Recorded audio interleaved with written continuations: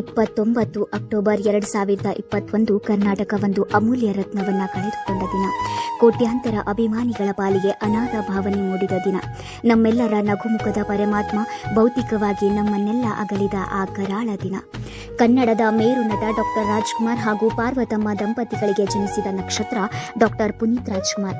ಎಲ್ಲರ ಪ್ರೀತಿಯ ಅಪ್ಪು ಹುಟ್ಟಿದ 6 ತಿಂಗಳಿಗೆ ಪ್ರೇಮದ ಕಾಣಿಕೆ ಚಿತ್ರದ ಮೂಲಕ ತೆರೆ ಏರಿದ ಪುಣ್ಯವಂತ.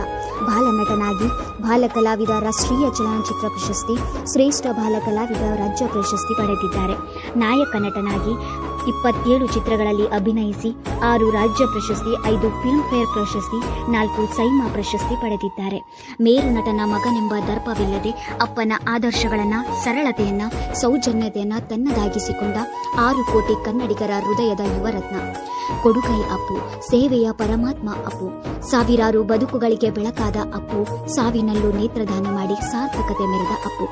ಸಮಾಜಮುಖಿಯಾಗಿ ಹಣ ಪಡೆಯದೆ ಕರ್ನಾಟಕ ಸರ್ಕಾರ ಹಾಲು ಒಕ್ಕೂಟದ ನಂದಿನಿ ಹಾಲಿನ ಉತ್ಪನ್ನಗಳ ರಾಯಭಾರಿಯಾಗಿದ್ದರು. ತಮ್ಮ ಸಂಪಾದನೆಯ ಬಹುಪಾಲು ಹಣವನ್ನ ವೃದ್ಧಾಶ್ರಮಕ್ಕೆ, ಗೋಶಾಲೆಗೆ, ತಮ್ಮದೇ ಕುಟುಂಬದ ಶಕ್ತಿಧಾಮ ಆಶ್ರಮಕ್ಕೆ ನೀಡಿ ಬಾಳಿ ಬದುಕಿದ ಪುಣ್ಯಾತ್ಮ. 3 ವರ್ಷ ಅಲ್ಲ, 100 ವರ್ಷಗಳೇ ಕಳೆದರೂ ನಿಮ್ಮನ್ನ ಮರೆಯೋಕೆ ಆಗಲ್ಲ ಬಾಸ್. ಮತ್ತೆ ಹುಟ್ಟಿ ಬನ್ನಿ.